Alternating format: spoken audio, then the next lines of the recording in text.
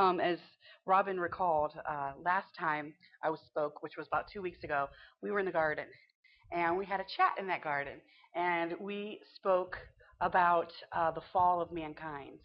And what I want to talk to today is a little bit earlier than that. It's the first part of Genesis, the first 26 verses. We're going to start there. Before we do, we talked last time about I wanted you to prayerfully consider three things. First, I wanted you to identify trees in your life that you're hiding among that keep you from going out into God's presence, like Adam and Eve when they hid among the trees. When God was walking in the cool of the day after the fall of mankind, they hid. And I wanted you to prayerfully consider what are the trees that I'm hiding among what are the trees in your lives. The second thing is what are the fig leaves that I'm hiding the vulnerable places from God? How are you hiding that? The third thing was what are you filling that God spot with? Those were the three things that I wanted you to consider. This week, I would love for you to prayerfully consider where you are in your walk with God and how it connects with others in your lives. Whether you're married, whether you're a teen and it's your parents, whether you're a single and it's you're an elder single and it's perhaps the women in your life or whoever God has placed in your life. I love for you to prayerfully consider where you're at. Are you hiding vulnerable places from relationships that could help you grow? How are you filling that God spot? So though this message is directed towards marriage, singles, please don't tune me out. It will connect to you. God's word does not return void. It might be aimed at one group. It doesn't mean that you won't get anything out of it. So I just implore you to not drift off. Think about what you're doing afterwards or whatever. Please stay tuned in for this little bit of time because I guarantee that you will find something that will help you in your walk with Christ and with your connection with others. Where we're going to start today is we're going to talk about a shade of love that has no gray areas. It's it's a very infinite love that comes back. The most intimate relationship that we have outside of marriage is the relationship that we have in the context of marriage. Often, when there's damages in either one, it'll cause glaring issues in the other. Each earthly relationship that we have should always point us back to our Creator and physically prepare our flesh for spiritual circumstances. Kind of a loaded statement. And I love how Aslan says it in The Dawn Treader. And if you know me, you know there's certain fictional books that I find myself drawn to, and I talk about them all the time. And one of them is Narnia. I'm there all the time. It's one of the most favorite. That and the Seven Sleeper series, if you've ever read that one, that's a great one. But often I find myself here, and I can't put it any better than C.S. Lewis. I tried in that. If that statement doesn't make sense to you, I would love for you to listen to this. And this is the conversation that Edmund and Lucy have with Aslan at the end of Dawn Treader when he says, Aslan's informing them that they're not going to come back to Narnia again. It isn't Narnia, sobbed Lucy. It's you. We shan't meet you there. And how shall we live never meeting you? But you shall, dear one, said Aslan. Imagine I'm Liam Neeson. He makes the most fabulous Aslan. Are you there, sir? Said Edmund. I am, said Aslan. But there I have another name. This is the very reason you were brought to Narnia, that by knowing me here for a little while, you may know me better there. I find that so powerful. I tried to kind of recreate that, but that's what I hear here. Our relationships are so that we can get to know God a little better here, so that when we're there, we know Him a lot more. We connect in this way. The world would love for us to view intimacy as this yucky thing, as it's either you have your God over here and your intimacy over here, and the two shall never meet. That is so not God's economy. He created intimacy for us to enjoy each other, for us to become one flesh. He is a God of three who's one, right? That what on earth should be what's in heaven. Our relationships should have that in marriage. By George, you ought to have that. If you don't, I would ask you to see why you don't, to really investigate, prayerfully consider. And intimacy in marriage often happens outside the bedroom. Intimacy is a process. It's not a thing. Intimacy can take many forms, just like love languages. And I'm not going to go into love languages because a lot of us have read that book. It's been around for, I don't even know, 20, 30 years. However, intimacy, just as we talked about a few weeks ago, where I said, when I talked about the yada being in close connection to gnosko, and how there's a multi-dimension to it, our intimacy can have many different forms when it's in marriage and when it's in relationships. There's only one form of intimacy that will not be with your friends. Before I get there, I'll let you know when we're there. Um, but we often mistake our desired form of intimacy for our spouses because we know ours. We know where we live. We know what we enjoy. And so, like love languages, mine is words of affirmation. I often want my husband to. I love him in that way, and I'm pretty sure his are acts of service. I always kind of struggle with where his is, but I'm pretty sure his is acts of service. And I'm wanting words of affirmation, and I'm wanting to fill him with that, and that's not where he can receive it, but it's not his desired form. Well, this is the same with intimacy, and there is a few forms that we're going to be talking about. The first one is called experiential intimacy, and this is often a project or enjoyed activity where very little words are typically spoken. This is usually easier for men. And at my house growing up, I had divorced parents, so I spent a lot more time at my mom's than my dad's. And I saw my stepfather having a lot of bonding experiences, particularly with a man named Bogey. He was an amazing mentor for my stepdad. And when Bogey received Christ, it was my prayers were so answered because they had a bond that was different than a daughter and father would have. And there was more intimacy over greasy knuckles and a car engine. And men typically do that. They can bond over, painting a fence, hauling hay, fixing engines, and it's not something that we should discount as ladies. There's a time for intimacy for our spouse if they're doing the lawn.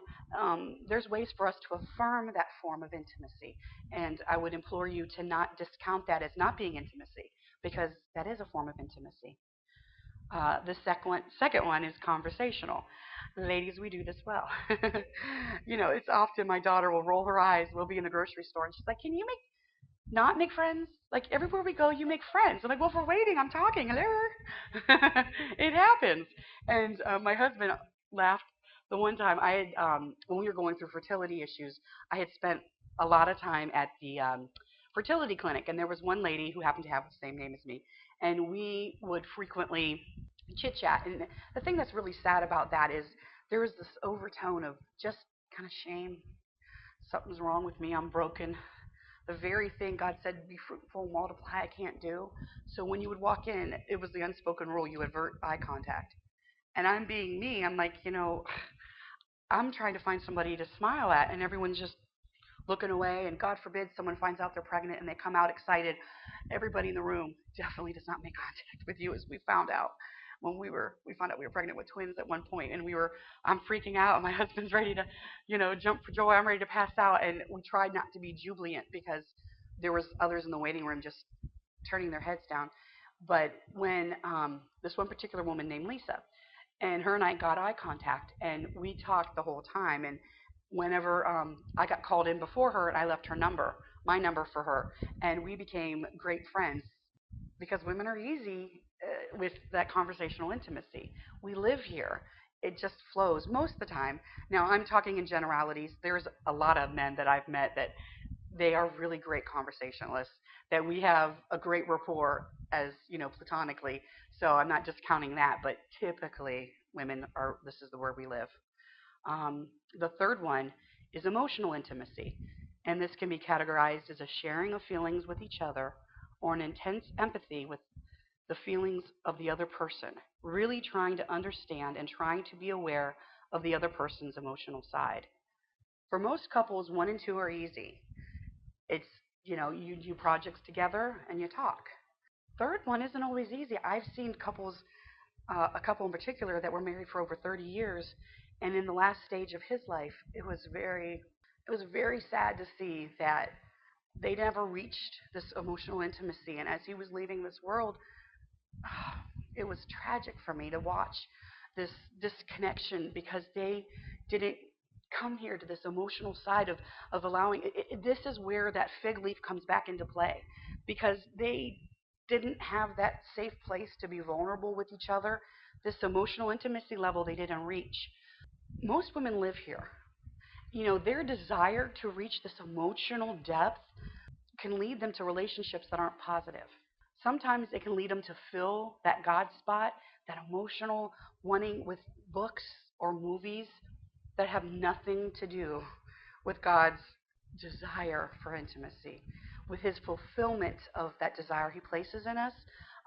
Some women will allow self depriving activity and depravity in hopes of achieving this emotional intimacy that's a counterfeit to what God has desired. Some women, I've noticed too, I worked in the workforce for about 20 something years. I noticed there's also another aspect that will happen where they have their house or their office husband or their office wife. And you'll pour this emotional relationship. You have to be you tread very lightly on that. I don't believe that's safe at all. I think you should really consider if there's someone that you're at work and you're having this emotional intimacy and it may be platonic, but boy, it doesn't take much to cross over. The person who you bond with when you're married is your husband. I'd be very careful of a house or an office husband or an office wife. And then chatting online too can also be a way that I've seen marriages dissolve. It's very easy to fall into this thing when your spouse maybe is sleeping or you're feeling like you're not getting whatever you want from them. We live in a fallen world, and we're not always going to live up to the expectations that we have, but that's why God's here. He's always calling us. He can fill the spots because our spouse can't fill those spots. They were never meant to. We're trying to place them into a box or a hole that God created only Him to fill. So I would be very mindful of who you're emotionally bonding with. I would prayerfully consider if you can't have God in this conversation, you shouldn't have it. I would boldly say that. Now the fourth one, this is not what you have with friends.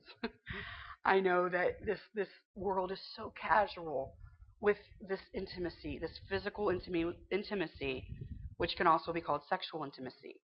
This is any form of physical or sexual expression with each other. It's a state of trust and vulnerability that creates deep and intense connection through sensual, gratuitous, or sexual acts. There's not a such thing as a friends with benefits. It will cross a line that will hurt you, and the world wants us to believe that it's okay. It's just a activity. There's nothing that takes place. Often, we're like these two pieces of paper, and the world wants you to think that here we are. I meet this person, and we have a physical relationship. Doesn't work out. I try living with you for a few months, a year, didn't work out, and I go. That's what the world wants us to believe. That we're two separate entities, and we may bond, we may live together, we have a physical act of some kind, but I'm perfectly fine. Well, I'm going to tell you that when you have physical intimacy, that out of that desire to gain it, there's a lot of teenage girls and a lot of women that have bought into it. And outside of the context of marriage, sex is like a wildfire and it destroys everything in its path. It's not in its proper context. Now, it's kind of like these two pieces of paper that I showed you. Now, these two are what the world wants you to think. That you can come together. And I know this is so rudimentary, but I'm telling you, as a teenager, I wish someone would have explained this to me. All they said is, don't have sex outside of marriage. Here's birth control. What? Seriously, I'm not joking. That's what I was told. Don't have sex, but here's birth control when you do. Okay, that's great. Well, when I was doing youth group, they had this group come called Christ, or I think it was called it's Crisis Pregnancy Center, but it might be called Pregnancy Support Center now. And they had this great team of abstinence, and they talked about why you shouldn't. So powerful. I was 19 at the time, and I'm listening to them going, why didn't somebody explain it to me? And the one I found the most impacting is the one I remember, and it was this one. They have the two pieces of paper, And this is what happens when we have that intimacy. We bond with someone. We were designed to have that intimacy because we were not designed to come apart. We were designed to be one flesh, just like the Father, Son, and Holy Spirit are one. We're designed to be one. Now, if I pull these two apart, do you think I could pull them apart and be just like this? Well, let's try. Oh, whoops. Well, you know what? No matter what I do, there's pieces of the pink on the blue, and, well, there's a little speck you can't see, but there's a little bit of the blue on the pink. This is what happens. No matter how hard you try, you have these things that are called soul ties. And I can't even try to pick this off. Maybe I can. It doesn't do much. It's there. This is what happens to our souls when we connect. We weren't meant to be ripped apart. When we choose this physical activity outside of the confines of marriage, this can be what we're left with. And it takes a lot of submissiveness to God and a lot of, it can take one night, but most of the times it doesn't take that. It takes quite a bit of time to get this soul tie undone. And this is why we're to remain abstinent before marriage, because this bond wasn't meant to be ripped apart. We were meant to be bonded. We were meant to be bonded. It's interesting. Science shows us that there's hormones that are released into a woman's brain when she is nursing, when she has a physical intimacy with her spouse, and it's part of the limbic system. And not to get too technical and bore you, but it's fascinating. The limbic system is part of the primitive part of your brain, and it's so complex. And that if someone who's a scientist is listening to this or out here, I might get it a little wrong, so bear with me. This is my understanding of it. This is released in your brain during nursing. There's two hormones, oxytocin and prolactin. And these chemicals were designed, these hormones, so that we could bond to our child, so that we could yield, so that the whims of our children are easy to yield to. That's what it was designed for. This part of your brain is also what's released during physical intimacy. And it's there so that we bond with our spouse, so that we can yield to their desire, to their whims. And do you ever wonder why this woman or this man, because this can be released in men too, but it's so much stronger in the women.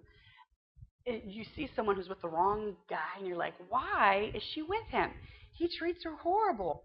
They're having a physical relationship that maybe they're not saying, but they are, and this is they're bonding, and they're bonding out of context. It's like wildfire, and it can destroy all in its path. They've created this bond, so even in the middle of a situation that's really not healthy, they're bonded to this guy because this hormone is there. It's released, and they're yielding to him, and they have a false counterfeit intimacy that we were never meant to have.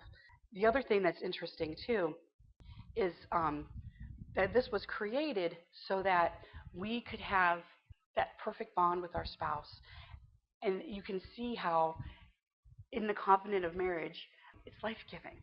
This is life-giving to have that bond. It makes it easy to be what we designed to be our husband's helpmate, for our spouse, for our husbands to lay down their life for us, to love them as Jesus loves the church. It's like amazing to me how we're crafted in the most intricate ways, even in the brain, even in this part of your brain that is so primitive. It also does the fight, flight, or freeze, and there's a lot of intricacies in this part of your brain. But in the context of marriage, you can see why it was created. We were created so that we wouldn't be broken apart. Now, there's another part of intimacy, which is the fifth, and that is spiritual intimacy. Now, it's much like physical intimacy. It's the joining of two spirits that should also produce life. So this is the one level of intimacy that perhaps maybe you haven't reached as a couple. I would really encourage you to do that. It is amazing. There's been times where I'm fortunate enough, my husband's a musician.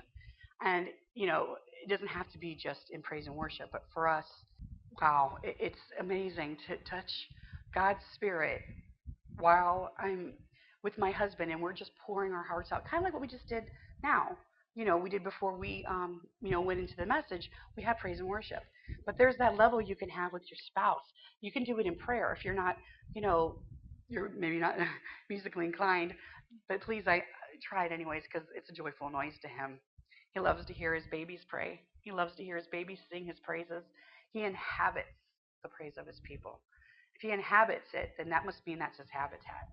That must mean where he lives. And if you've ever struggled to hear his voice, or where are you, God, when you praise him, you're entering into his throne room. You're entering into the place where God lives. So when you imagine with your spouse and maybe you're having a struggle, this is the one that's really hard to push through.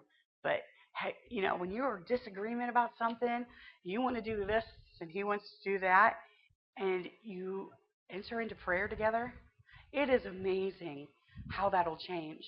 For my husband and I, a while ago, when we were trying to have children, I was so committed to going forward and trying another form of, it wasn't in vitro, but it was some sort of, mechanically induced pregnancy that would cost some money.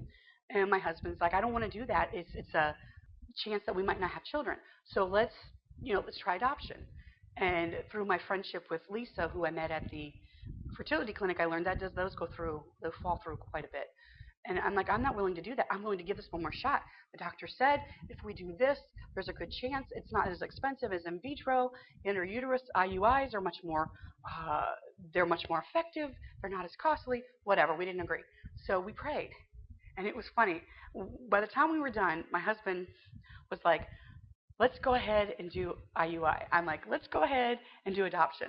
We're like, oh, great. We're at an impasse. So we decided we would, pray about it later. And then we came back. And when we came back, God said, clearly, lay this on the altar. I want you to take this desire and lay it on the altar. Oh, that was very challenging for me. I just remember being like so tore up. I'm like, God, you told me you didn't give me this desire to torture me. You gave us this desire to fulfill it. I don't see how if we're not going to do anything. I have parts that don't work on one side, parts that don't work on this side. I don't even release eggs like I'm supposed to. There's so many things wrong that there's a list in my folder of all these alphabet things. MTHFR, IU. I mean, there's like, I forget all the alphabets that were behind my name to say all the things wrong with me. And God said, yeah, I want you to lay it on the altar. And the one advice that used to make me the maddest, oh, honey, you just need to go on vacation. Guess when I conceived my daughter? On vacation. Interesting, once we laid it on the altar. But there was a spiritual connection that my husband and I got when we stopped striving for these answers. When we were like, okay, God, we're leaving it to you. And I would implore you to strive for that level.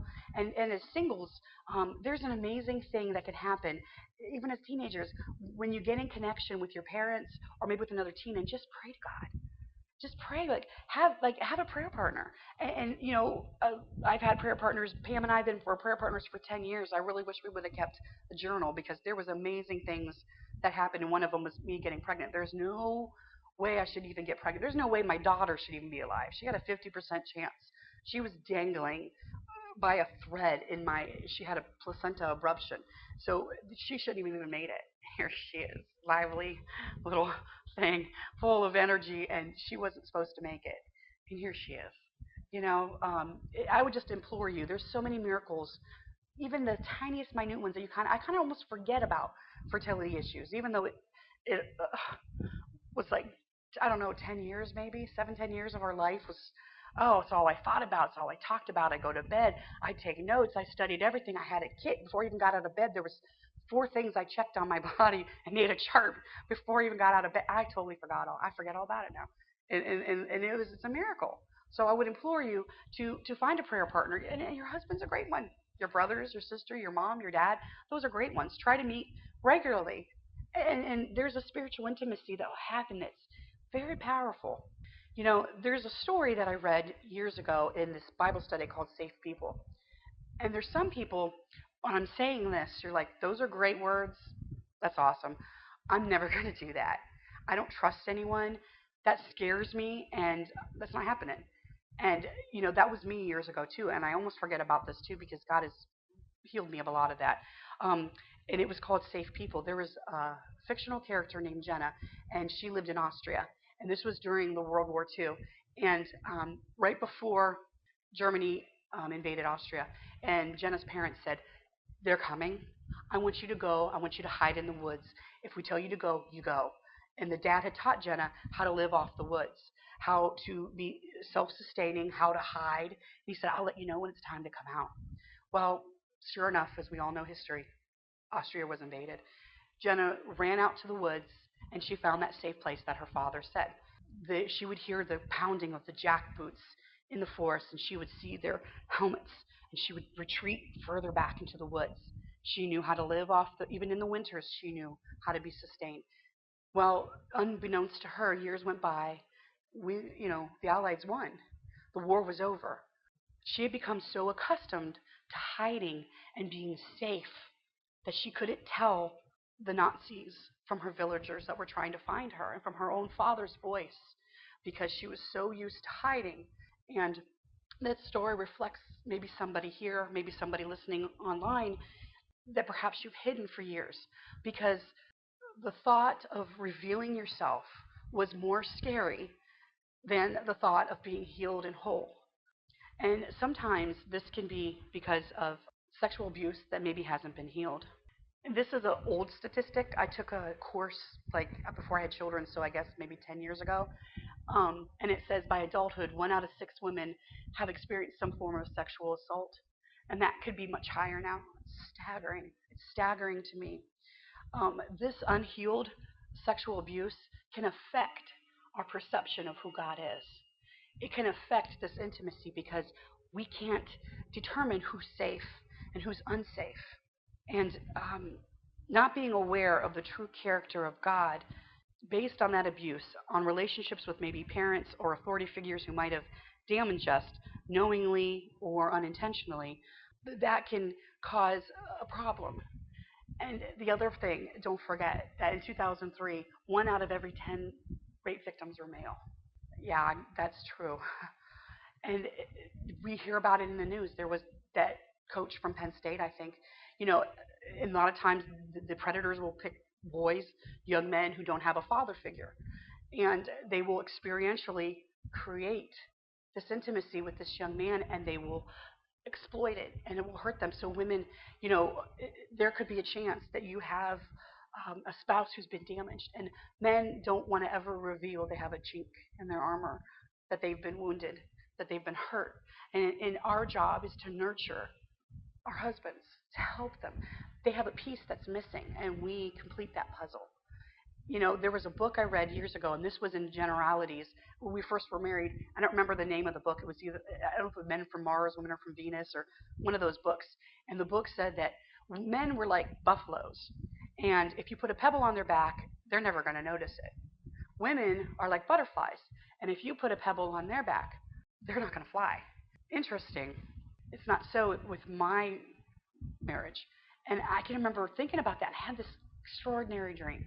I had this dream that we were in my apartment at the time, and it had like a galley hallway that was really long.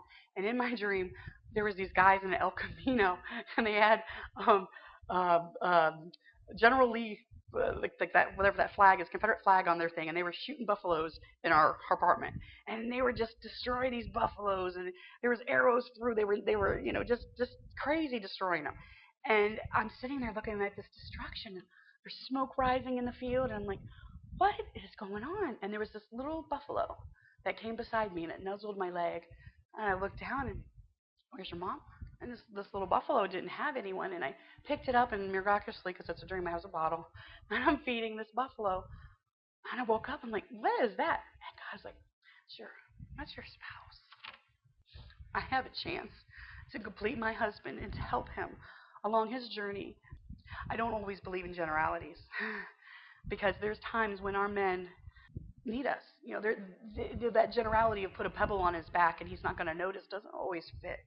There's times when our husbands need us. They need us to help show them the way to be vulnerable because it's not always easy because men aren't shown that. Men are shown we're supposed to be strong. We're your providers. He-Man, caveman. Men, it's okay to be. It's okay. It's okay to show your wife that you have vulnerable places. This is the place you should show it. And I'm so proud of my husband for allowing me into that without a fight, for showing me that there are times that he needs me, and he's very open with that. He doesn't hide those places from me. He trusts me scary enough with that. And I hope that this can be a inspiration for you to look at your husbands differently. They need us to show them that path. In Psalm 27:10, it says, "When my father and mother forsake me, then the Lord will take care of me." I know I read this, but again, a few weeks ago, but it bears repeating. Regardless of who hurt or betrayed or abandoned you, the Lord will not. The union of becoming one flesh is the physical manifestation of a spiritual connection that occurs when our souls intertwine with God during prayer, biblical reflection, or during praise and worship. Now, for me, that was easy. It came to me. For me, it was only praise and worship. But there's other times that I felt His presence. When I'm reading the Word, in prayer, I've definitely felt it. But what I said before with Aslan, if this is hard to understand, just think about that. We're trying. God is showing us a little bit of Him here, so that we know Him better there. That's what that is. The physical union is you're becoming one flesh. That is a manifestation that occurs when our souls intertwine. Because like this is what happens. When we become one flesh, you can't easily come apart. That's what happens. So we're not meant to be torn apart. In John 17:22 through 23, it reads, "The glory that you have given me, I have given to them, that they may be one, even as we are one. I and them, and you and me, that they may be perfectly one, so that the world may know that you sent me and loved me, even as I have sent them and loved them, even as you loved me." When I look at that, the glory that you have given me, I look at that as the Holy Spirit. It's what binds us together in one flesh, not only with God, but with other believers and our spouses. When there's been unhealed sexual damage, it often overflows into all forms of intimacy. My personal testimony with this is I had moments in my older teenage years where I had been victimized. And interestingly enough, it didn't show up till after I was married. And my husband was sensitive to the ways that he approached me sexually. Certain things would trigger, or physical memories would be an issue for us. He allowed me to say no or to stop whenever I was uncomfortable. Now, this sensitivity retrained that limbic system that I talked about before. It's the I always struggle with saying this. Amygdala. I probably said it wrong. It's part of that limbic system that fight, freeze, or fight. And by him being sensitive, it helped retrain it. This is something that Robin and I were talking about earlier. That this is a amazing thing that through years of counseling that they will teach husbands and wives, one side or the other that may have been damaged, how to retrain that, because in your brain a lot of times when you've had something traumatic, it can be one time, it can be something that was ongoing, but something can trigger it, a smell, a sight, a sound, and all of a sudden you're in that state. It can be watching a movie. I have a friend who, I never understood that we'd watch a movie and there may have been a scene where there was like something going on, some kind of action. She couldn't handle it. And it didn't make sense to me until I started kind of studying this, and I'm like, oh, she's reliving these emotions through this person that she hasn't dealt with through the main character, and it's triggering this. So sometimes the male or female can relive a tragic experience, and as the other spouse, we can help retrain that limbic system that it's okay. You don't have to fire, because it fires off. Danger, danger, danger. This smell, danger. That sight, danger. We have this powerful, powerful ability to reset that limbic system so that we can feel safe. This is where we have the chance to lead our spouse to Jehovah Rapha, the Lord who heals. In order to have true intimacy, couples must be vulnerable with each other. And through my husband and I being vulnerable with each other, we were able to be honest, and I was able to show that I had damage. And he was able to help lead me to the Lord who heals. But a safe place must be cultivated to grow that culture of vulnerability. Husbands, I'm going to speak to you, but women, this can apply to you as well. There's a safe place that has to happen in order to trust, because that trust was violated and it was taken away. And the more my husband honored my wishes, the more that he showed me that I didn't have to have, even though I knew. But the interesting thing is this kind of fire is almost separate from your logic. They often call this the emotional part of your brain. So sometimes, even though logically you know you're safe, I've talked about this plenty of times, but I don't know if there's like maybe 4 or 5 people that might remember when we would be in praise and worship. That triggered. I would start to feel vulnerable. I would see somebody free and praising God, and it would freak me out. I was out. And the more that I was healed in our physical relationship, the more I was healed in the intimacy of worship with others. And I started seeing that there's a connection. It was very interesting. And the more that I started learning, even though I had been saved since I was 8 and I had done Bible studies, it sort of went, it didn't come, it was here, but it never got to here. And my husband was so integral, an integral part of that because he helped create a safe place. And he cultivated a culture of vulnerability. And a culture is a way of living. We lived in this culture that was safe. It allowed me to trust him, and he fostered trust in an area that was extremely broken. Growing a vulnerable culture in your marriage takes courage, patience, and consistency. It sometimes, I know there was a few times, my husband's not a saint, where he's like, "Would you just get over this?"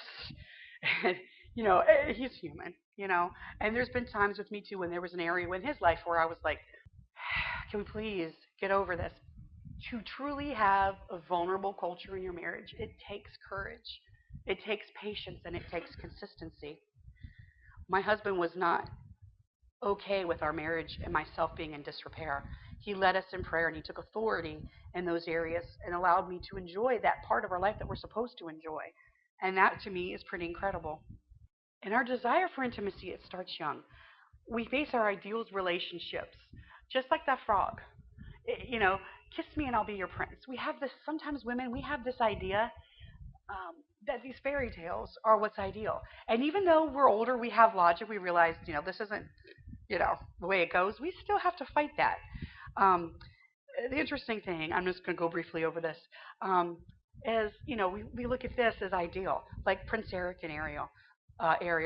Prince Eric's had a great woman right in front of him, but he's so obsessed with this voice that he can't see the woman right in front of him. That's supposed to be our ideal of what Prince Charming is. Snow White.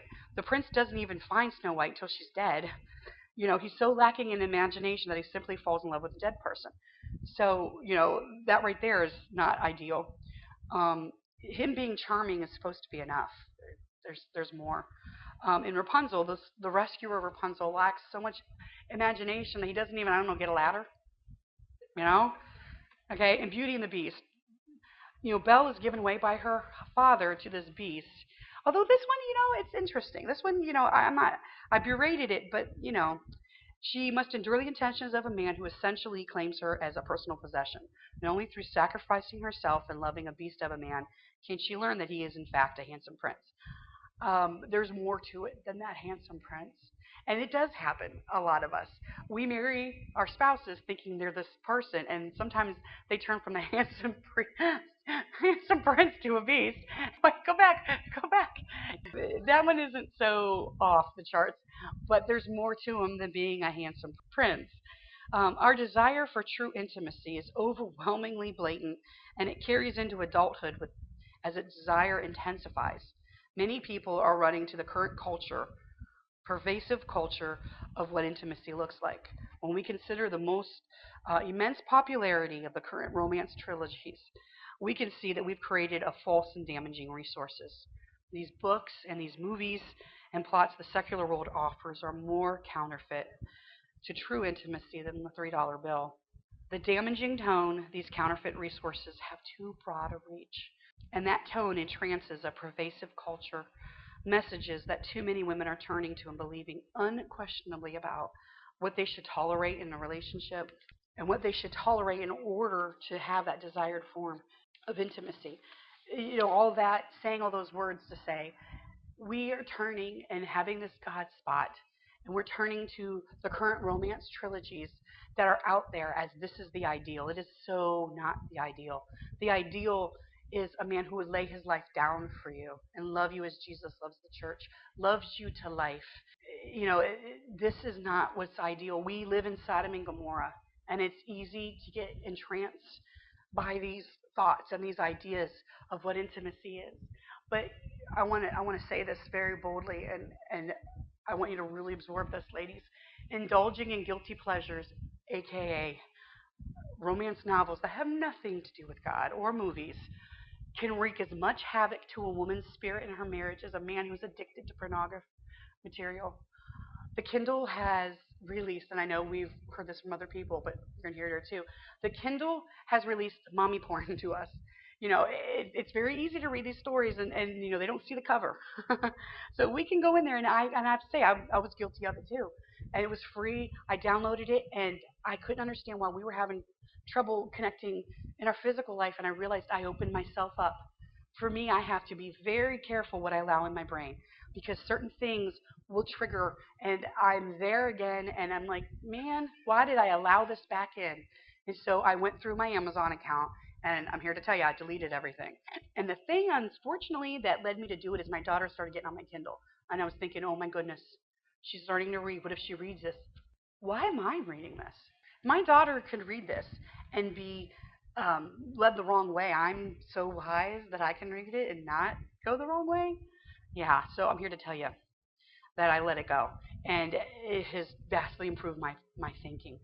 Many women think that it would be harmless to enjoy daydreaming about certain sins that perhaps we read in this book, indulging in current trendy romance novels and movies, since we're never going to indulge in that. I'm never going to engage in this actual sin.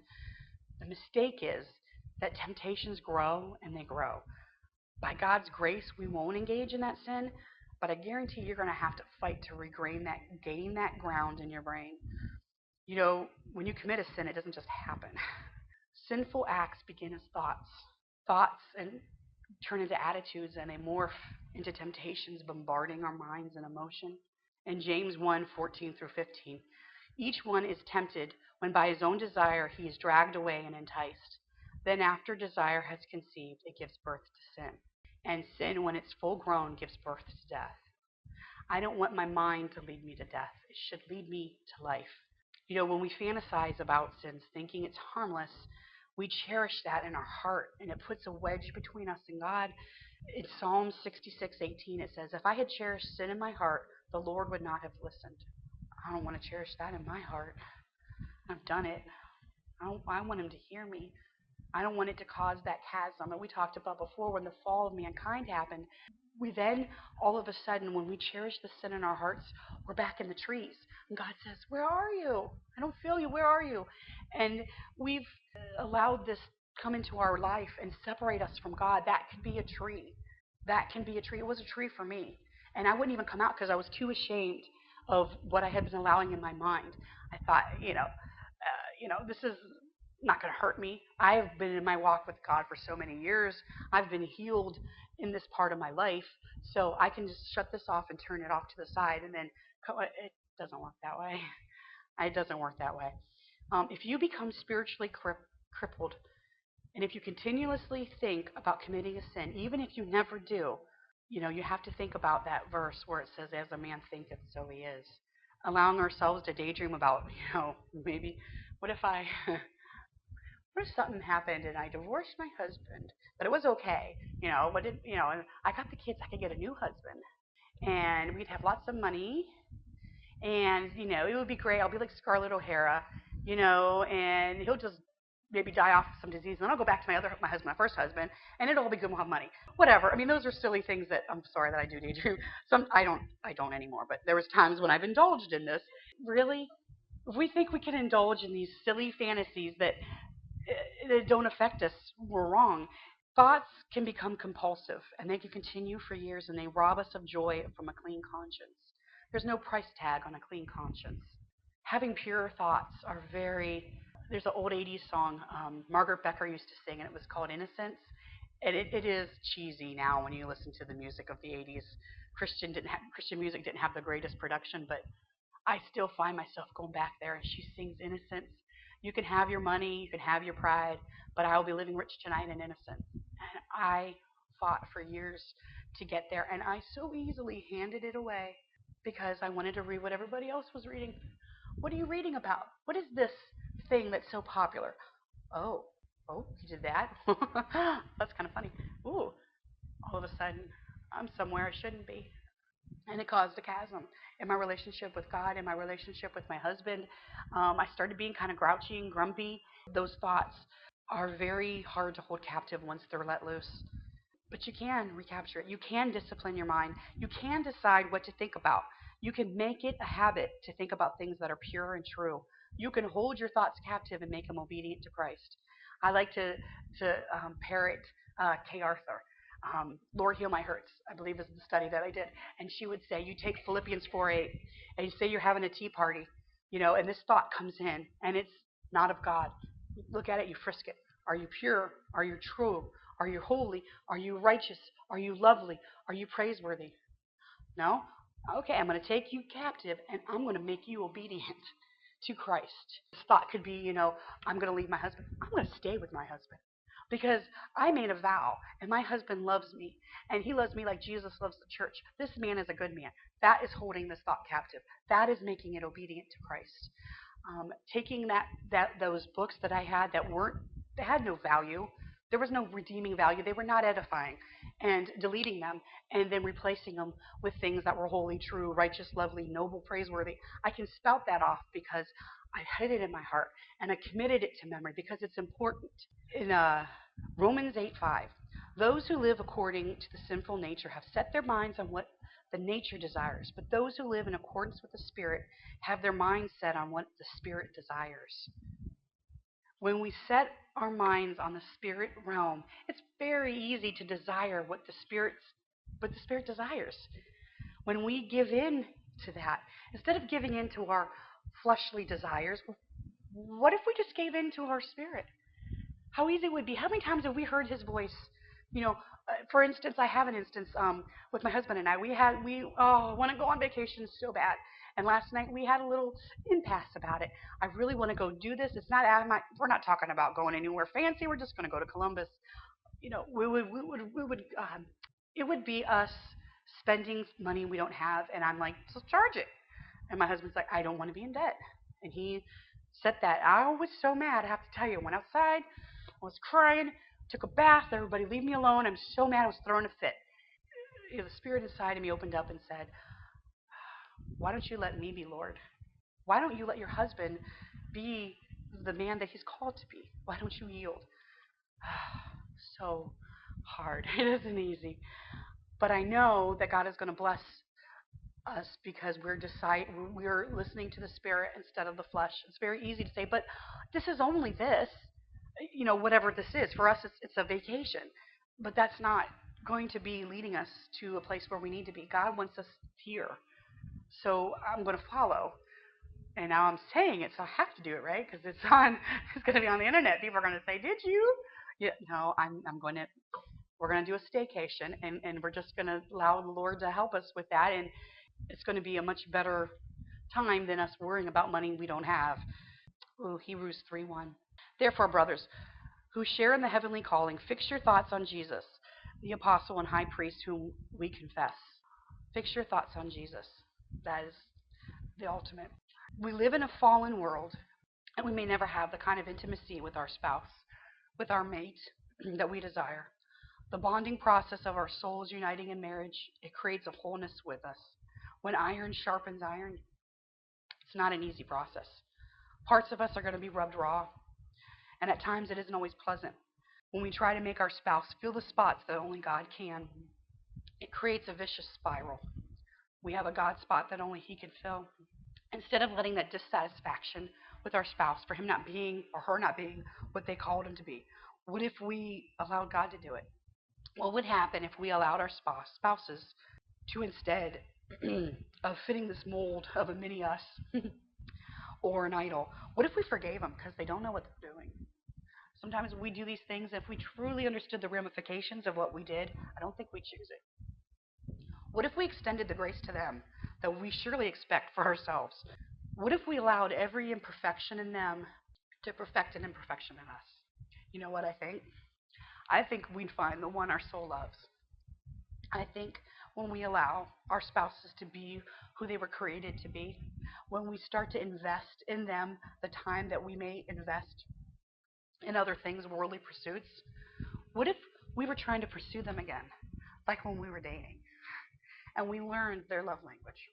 We learned their intimacy form, and this isn't by any means um, just women, because men, this can be the same for them too. There's a great quote from H. Norman Wright. For most women, sexual intimacy is only one form of intimacy out of many, and not the best.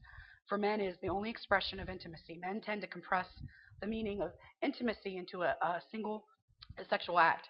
When they don't have that outlet, they become frustrated and upset. Why? Because they're cut off from the only source of closeness they know. Men are interested in closeness and intimacy, but they have different ways of defining it and different ways of expressing it. And I know, as a married woman of young children, finding that time for physical intimacy or even energy is really hard.